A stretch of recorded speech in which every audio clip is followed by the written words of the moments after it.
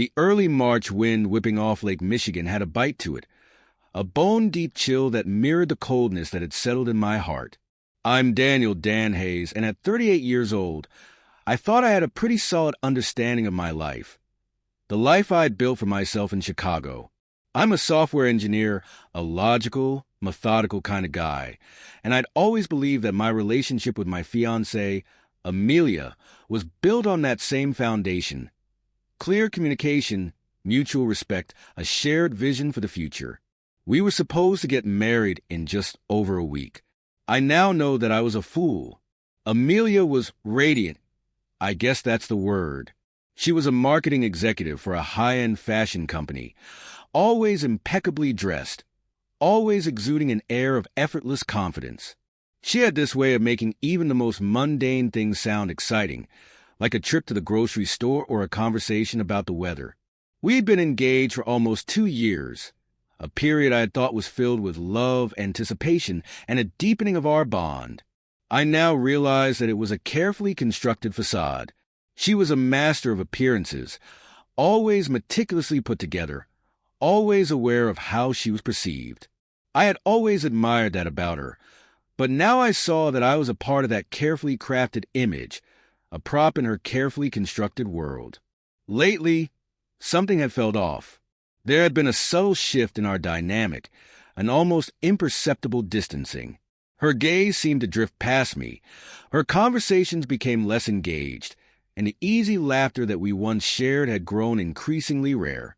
The intimacy we had enjoyed started to feel routine, and the spark of attraction seemed to have dimmed to a flicker. But I dismissed those thoughts as the jitters of wedding planning, the stress of juggling demanding careers, and all the minutiae of organizing a big event. I thought that we were both feeling the pressure. I did not think that she was plotting my destruction. One day, a week before our wedding, I decided to finish up my work early. I had the brilliant idea of going home to practice our honeymoon routine. We'd booked a cabin in the mountains of North Carolina, a remote getaway for some time alone.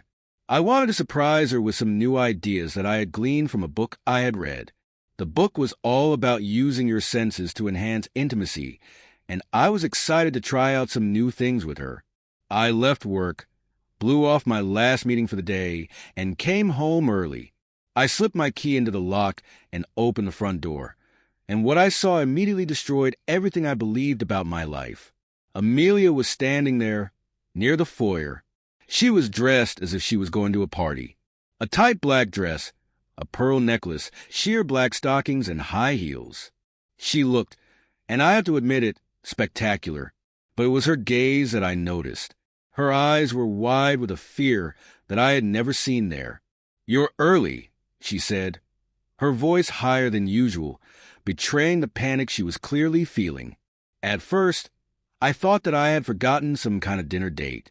I plastered my best smile and reached out to kiss her. "Give me 10 minutes and I'll be clean-shaven and ready to go," I said, trying to lighten the mood. "Go where?" She asked, her tone strained, nearly trembling. I stopped, confused. "With you, of course. Wherever it is that you look so good for." There was a pause, a long, silent beat where everything shifted. "Honey," she said, and she took a step back. "I'm so sorry, but you're misunderstanding." "Oh, God." I've been dreading this conversation. I was just going to leave you a note explaining everything. I saw an overnight bag next to the door. "I'm confused," I said, slowly. "What do you mean you were going to leave a note?" I took a step toward her and noticed the overnight bag. "And what's with the bag?" She hesitated.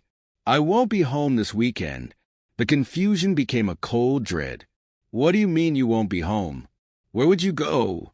I asked, my voice still calm, but with an edge that was just starting to creep in. "I'm so wound up from planning the wedding. I just need to get away," she replied. "And where exactly are you getting away to?" I asked. "A hotel downtown," she said. "All alone." I took a deep breath, trying to make sense of this. "All alone?" I asked. It took her an unervingly long time to answer. "No," she finally mumbled. "I'll be with a friend." My voice became sharper, more demanding. Since you didn't name this friend, would it be safe to assume that you'll be with a man? Amelia looked like a deer caught in headlights. It's not like that, she insisted, her voice small. He's just a friend. The carefully constructed wall of calm within me finally shattered. You're going to share a hotel room with a man 1 week before our wedding, and you expect me to believe he's just a friend? My voice was rising now, laced with incredulity and fury. What the hell is going on? Who is the son of a bitch you are going to be sleeping with? I need this weekend, she pleaded, but I was done with the lies. Who is he?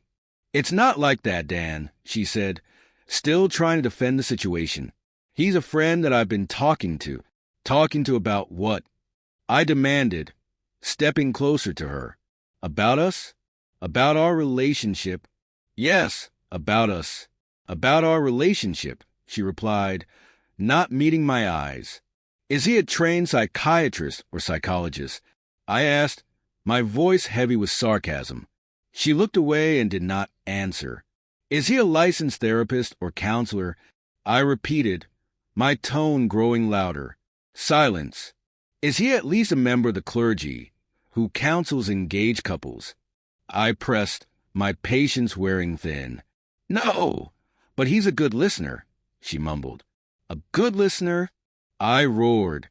You're going to spend the weekend before our wedding with some jerk because he's a good listener. I couldn't believe what I was hearing, the sheer audacity of her words. Her head dipped even lower, her shoulders slumped. Her makeup was starting to run. She had spent hours getting ready for the weekend away, and now it was all going to hell. I felt that. Look at me when I'm talking to you, I demanded, and I waited until she finally tilted her head back up. Tears streamed down her face. It had taken her over 2 hours to prepare for this weekend, and it was all falling apart right in front of my face. I will ask you one last time. Who is the bastard? Promise you won't hurt him, she asked, and I almost laughed at the absurdity of it all. I promise I will find out who he is and kill him if you go through with this, I said. That's what I promise. Amelia collapsed on the floor, curling up into a whimpering ball. It was like seeing a puppy who had just chewed up its owner's favorite slippers. But this was no puppy. Get up and answer me, I demanded, but she just kept on sobbing. I grabbed the ornate mirror from the wall next to the foyer. I hurled it across the room, and it exploded against the dining room wall. Shards of glass rained down on the floor. She jumped, startled. Then she managed to squeak out, "This is why I was going to turn my phone off and leave you a note explaining why I have to do this." I looked at her, utterly stunned. "So if I had come home at the usual time, you would be gone?" I asked. I watched as she nodded. "And you were going to sneak away to spend a weekend with another man and just leave me a note." I snapped. I grabbed my briefcase from the foyer and took out a legal pad and pen. I slammed them on the table and pulled out a chair. "This better be one hell of a note. Start writing." She sat down and started to scribble on the notepad. A few minutes later, she stopped and put the pen down. I waited, but she didn't resume. I snatched the pad away from her. She had written exactly one sentence. "Next week, I start a new chapter of my life, and I have to do this before it's too late." My voice trembled with emotion. "Tell me the truth," I said. "Were you going to admit that you were going away with another man if I had given you more time?" "I would have explained my feelings," she said, her voice almost a whisper. "You didn't answer my question," I replied. "I would have tried to phrase it so you would agree that what I was doing was for us, to make our marriage stronger," she answered. I laughed, a hollow, bitter sound. "That's crazy. That makes no sense. How could you having an affair make our marriage stronger?" I didn't give her a chance to answer. People get divorced when one of them has an affair. Marriages end because of affairs.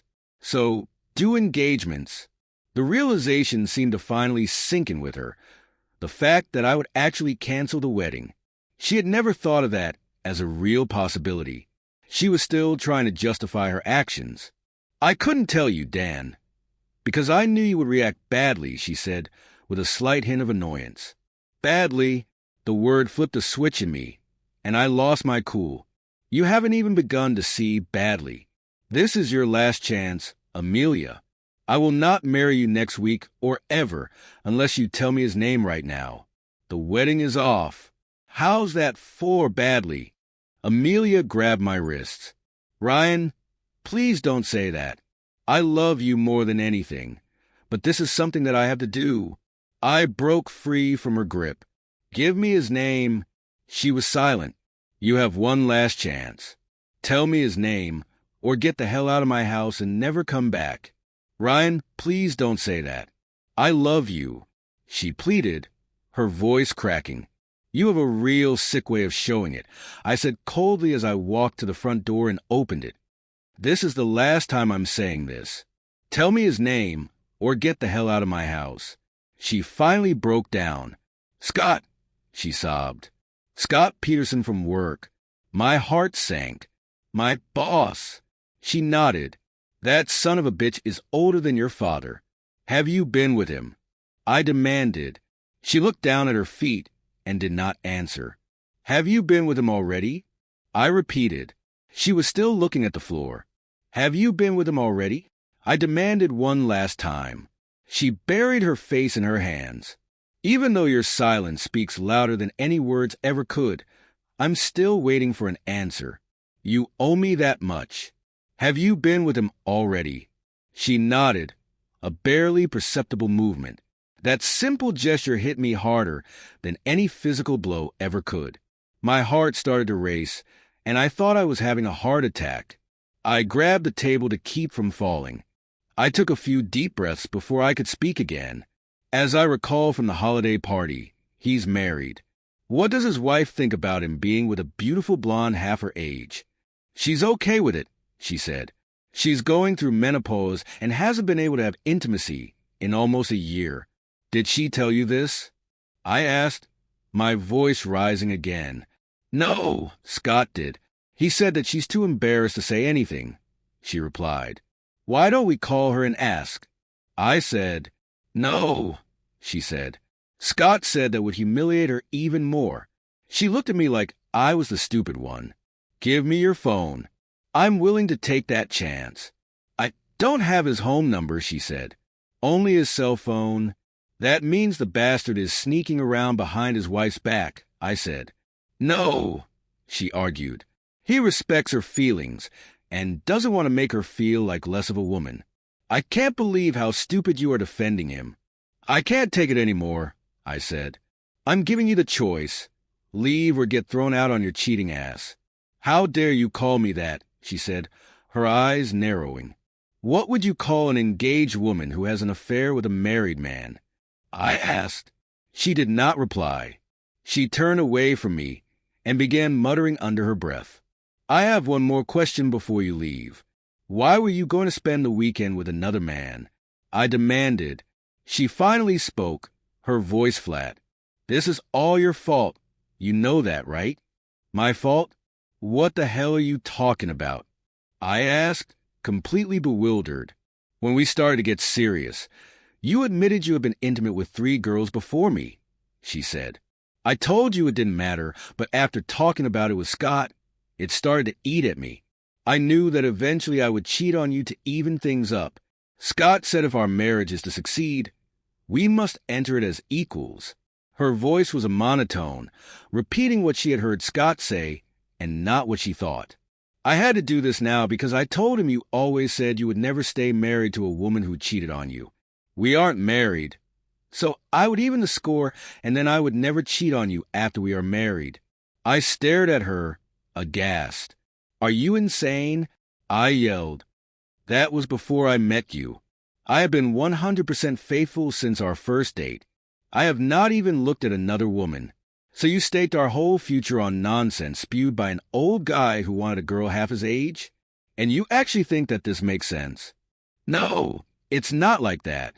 I mean, yes, we talked about it, and he made me see how unfair it was to me, but he never tried to manipulate me, she replied. So it never occurred to you that he had a vested interest in getting you to even things up? I asked, my voice dripping with sarcasm. No, it wasn't like that. He only wanted to help us. she insisted. Humor me, I said. What exactly did the good listener say that would help us? He didn't say much, but he helped me think things out. He made me realize I'm entitled to have intimacy with 3 different men, so we can enter our marriage as equals, she replied. Entitled? I screamed. What a crock of nonsense. Ryan, she said, with a small smirk on her face, I enjoyed having love with a different man, but I love you so much. I'm willing to settle for 1. It was clear that she thought she had played her trump card. Settle for 1. I stared her down. If this wasn't so pathetic, I would laugh. I'm so confused, she said. It made so much sense when Scott explained it. It wasn't supposed to be like this. You're right, I said, my voice trembling with rage.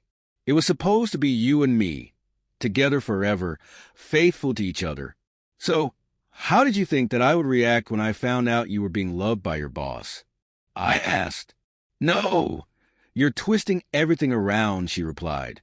Then tell me, I said, losing all of my patience. What did you think would happen when you came home from your weekend tryst?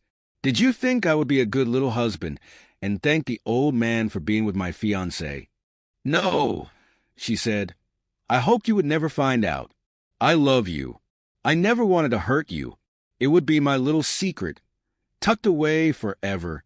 You thought you would go away for a weekend, just turn your phone off, and disappear without telling me where you were going, and I wouldn't figure out that you had been unfaithful. I said. She nodded her head and added, even if you did find out, I knew that you loved me enough to see the fairness of it, and we would get married and live happily ever after. Fairness? The word sent another surge of rage through me. What is everything you know about me that would lead you to believe I would still marry you after you had an affair?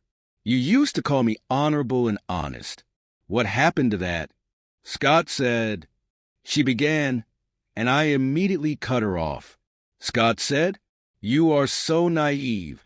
I screamed. He's an opportunist who found a naive woman he could control.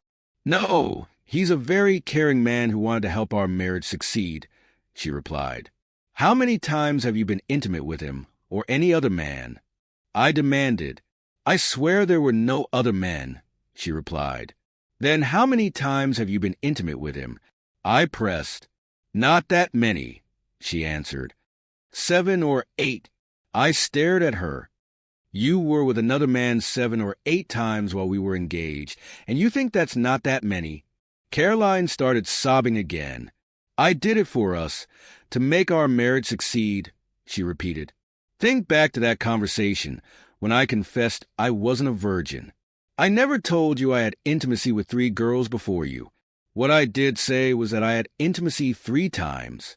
Each and every time was with Sally MCD, the girl with whom I was going steady before I met you. We were going to run away together after we graduated. That came to a quick halt when her mother caught us. And you know how that story ends. The next day they left town, and I never heard from her again. I met you the next month. Since that day, I haven't so much as kissed another woman, let alone made love with them. She looked sick when I said that, like she was seeing the full measure of what she had done. So that puts you ahead 7 or 8 to 3, I said. I guess that I have to find 4 or 5 other women to make us equal. How about your best friend, Laura? You always said you didn't trust her around me. Maybe your sister? She's not going out with anyone. No, Dan. Oh, please no, she begged. Give me one good reason why not, I demanded. I'll end the affair, and I won't go with him this weekend. You have to understand, I made a mistake, but I did it for us, she said, repeating her mantra again. No, I said. You did it for you and only you. Please, Ryan, give me another chance, she begged. You are 8 times too late for that, I said. I could never trust you again. Please, give me another chance. I swear I'll never. I held up my hand, cutting her off. She stopped talking. What you did was pure evil, I said. There is no us anymore. You destroyed that, and there won't be a wedding. Ever. No, don't say that. I love you. I swear I'll never cheat on you again, she begged. What hurts even more than your betrayal is that you never came to me when you were having doubts. To me, the man you claim to love, I said, my voice trembling with anger and hurt.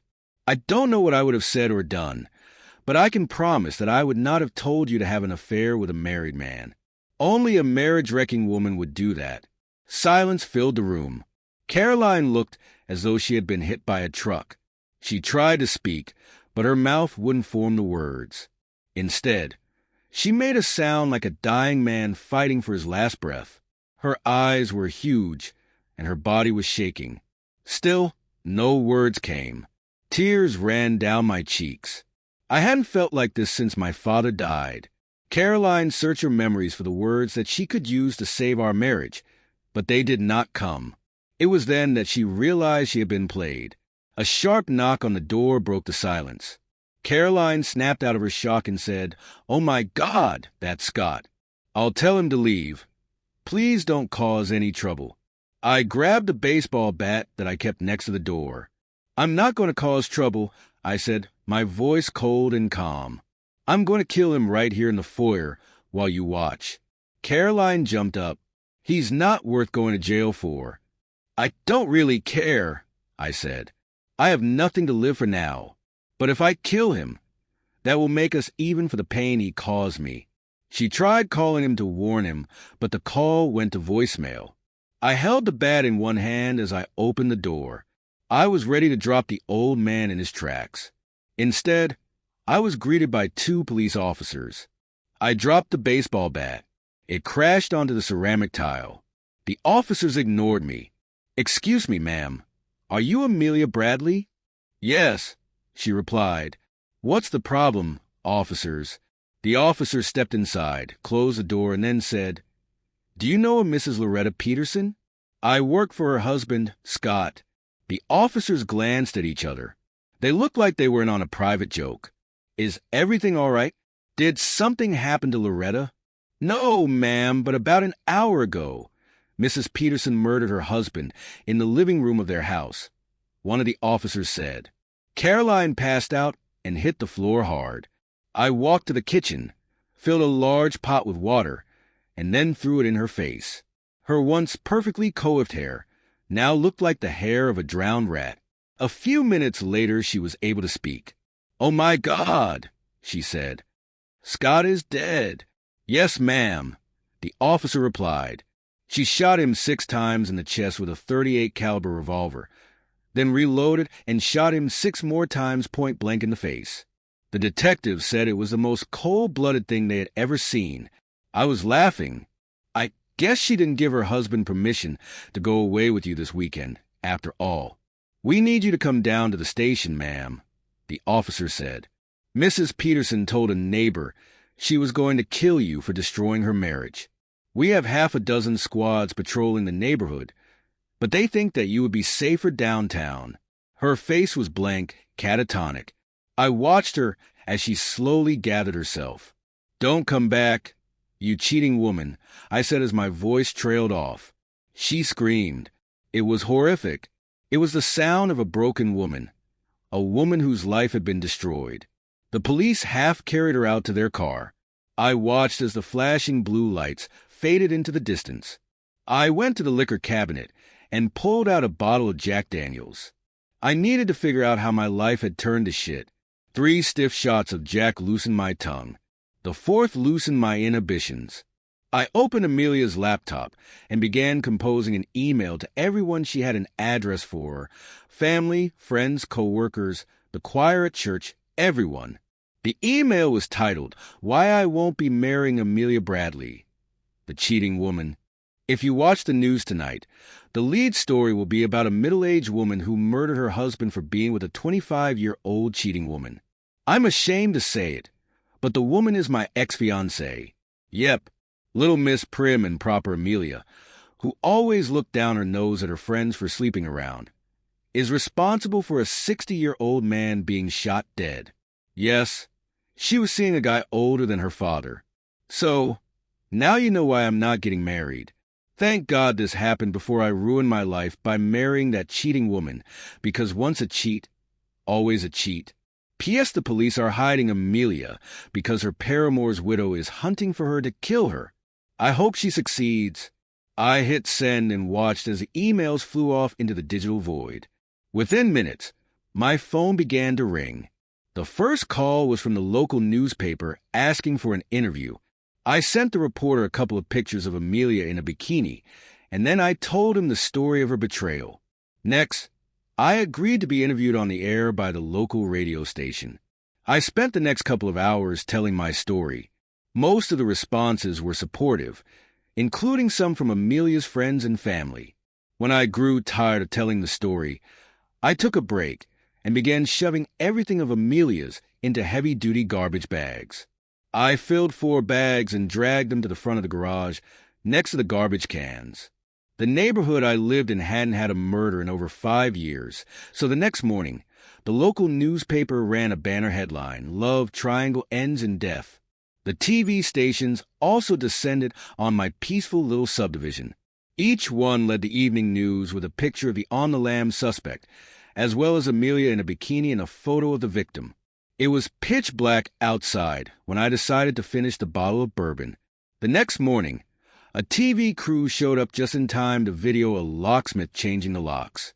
Then they filmed me as I finished posting "No trespassing" signs around the house.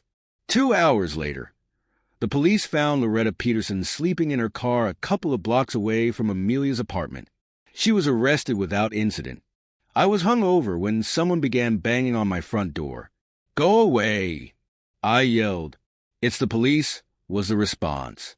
I opened the door. "Mr. Hayes, your fiancée wants to come home, so she can explain what happened." "I don't have a fiancée and this isn't her home," I said, pointing at the squad car. "This is my home. It will never be her home. Please take her away because I might do something I would later regret." I stepped outside and pointed at the garbage bags. "That's everything of hers. I would appreciate it if you told her that I will never forgive her, nor speak to her ever again. Never." I slammed the door and turned up the volume on the TV. I punched in the channel for the movie channel and sat back to watch a black and white Western. No one ever came forward to admit sending the pictures that tipped off Peterson's wife, but everyone agreed that Scott's secretary had a mighty smug look on her face when she showed up on Monday morning. Amelia became a pariah in town. She was, of course, fired before she could even walk into her office. With the owner dead and his wife's very expensive lawyers being unsuccessful in proving temporary insanity, the business was sold to a Chinese investor who promptly laid everyone off and moved the operation to a small island nation. Amelia's family and friends were united in their condemnation of the adulteress. The day after she testified in court, she packed everything she owned into her car and set off to start a new life. On her way out of town, she drove by my house one last time. A sold sticker had been slapped across the "for sale" sign in the front yard.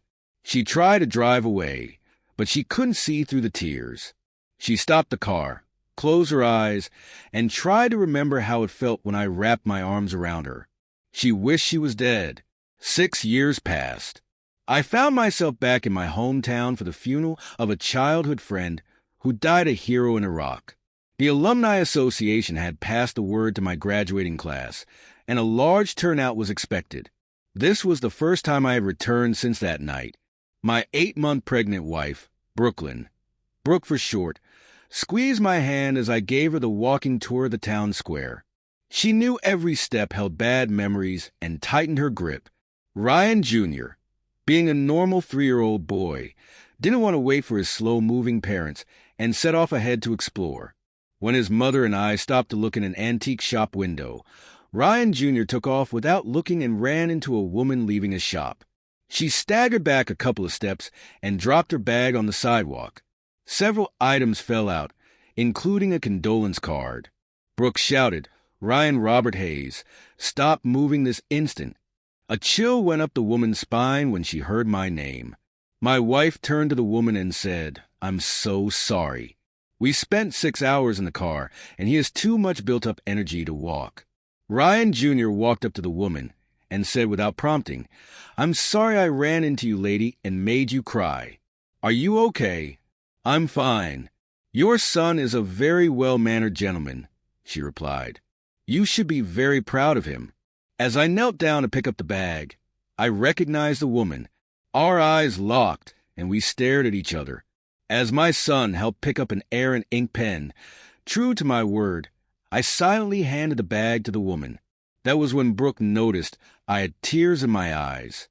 She immediately knew who this woman was and, like a lioness protecting her cubs, stepped between the bad memory and me. Get away from my family, she glared at the woman, daring her to speak. As Amelia slunk away, she heard Brooke say, "Never is forever, you cheating woman." And that's the end of my story. I hope you didn't find it boring. If you enjoyed my little tale, please be sure to like, subscribe, and share. I'll see you in the next one.